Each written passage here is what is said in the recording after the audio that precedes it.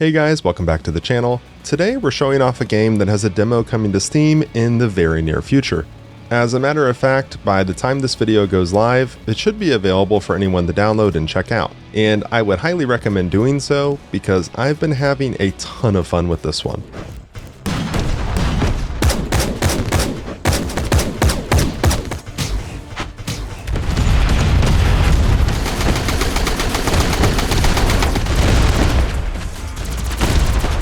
The game is called Mech Havoc. It's another one of those small indie projects that has really surprised me, both with the quality of the product and by just how much fun I've been having with it. For a demo, this has really blown me away. So what exactly is the game? Well, to put it short, it's a top-down shooter. As the name suggests, it does in fact contain mechs, although you can also play as wheeled vehicles or tanks. Now personally, I've spent the majority of my time in mechs so far. I have tried out the other vehicle types, but I just find that I prefer the mech's ability to instantaneously strafe left and right or move up and down with the WASD inputs. It just feels the most comfortable for me. I can see how, with some adjustment or practice, the other vehicle types could also be good in certain scenarios, since they are either much faster or can be more heavily armored, but what can I say, I'm a mech guy. Maybe this opinion will change once I spend more time with the full release of the game, but for now, I'll be sticking to the walking weapons platforms. Just a little side note here, so I actually did quite enjoy the hover tank once I unlocked it a bit later. It gave me some really big planet-side Mag Rider vibes, but I was a little disappointed that it couldn't strafe left or right. Regardless of this though, it was still a really effective weapons platform due to its mobility and armor. Alright, as far as story goes, from what I've seen, it's there, but it's not really super in-depth. Essentially, it boils down to fighting back against the race of evil alien robots known as the Hive. There is technically dialogue in the game in the form of scrolling text that you'll sometimes see in the upper right hand corner of the screen, but story definitely takes a back seat here. And I think that's okay, because with a game like this, I don't really need a super in-depth story to enjoy its gameplay, which is really well done in my opinion. The gameplay loop boils down to selecting a mission from the strategic map, choosing your vehicle and loadout, and then deploying in. Mission objectives are pretty straightforward and typically take the form of navigating across the maps, which are pretty decent sized, and destroying various static objects like ships, radars, or SAMs. Completing your primary objective allows you to extract by moving to a designated point on the map and extracting. There can be a bit more to it than this, like there was a mission where your only objective was to kill a certain amount of enemies, and there was also one where you had to kill a boss-like target. I'm interested to see what additional mission types we see in the full release and if these will be expanded upon. Now, the real fun I've been having with the demo so far is trying out all the different weapon types. As you complete missions, you earn various resources, with the primary one being salvage. You can spend this salvage in the tech tree to unlock additional weapons, as well as additional mech chassis, vehicles, or cooldown abilities, like calling in artillery strikes for example. The tech tree is broken up into 3 separate sections: the Department of Science, Combat, and Demolition. The Department of Science section focuses on high-tech energy weapons like lasers, plasma launchers, and Gauss rifles, and this is where I found myself investing the most in my playtime so far.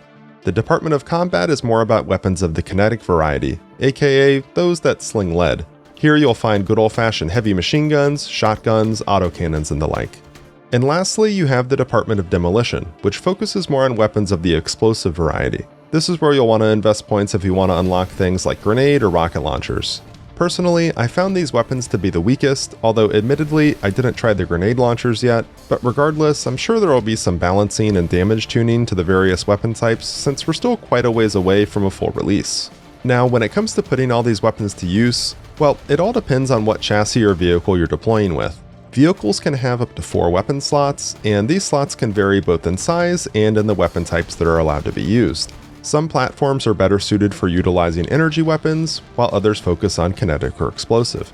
Your 4 available slots are split up into 2 separate weapon groups, so choose wisely in how you set your weapons up. I found myself setting up my loadout so that one weapon group would focus on dealing with smaller, weaker enemies, while the other would be more focused on high single target damage. Which, speaking of swapping weapon groups, let's briefly touch on what the controls are like.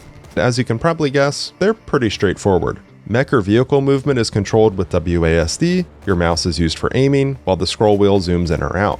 It's worth noting here that your aiming point controls your weapon's convergence point, or where your streams of bullets or shots land, so keep that in mind. It's not super noticeable on units that have their weapons grouped fairly tightly together, but on some where the weapons are more spread out, it can definitely make a difference and is something you have to be careful of.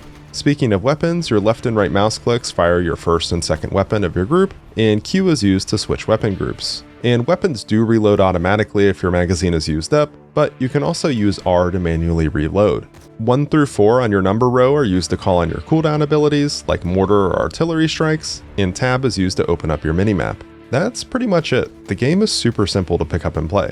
The game does have controller support as well, which I tested out, but I found it to be a bit challenging to use. Aiming with the analog sticks is just nowhere near as accurate as the mouse for me, but this is going to be a personal preference. If you do want to just kick back and play on a controller, that definitely is an option.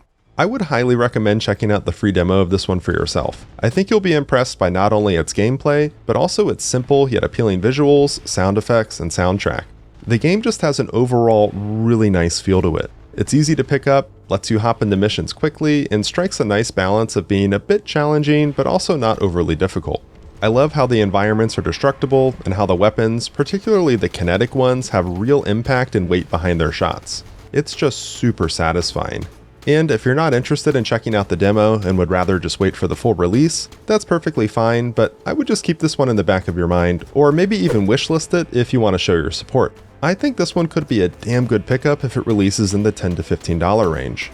Let me know your thoughts on Mech Havoc down below, and as always, thanks for watching. We'll see you on the next one.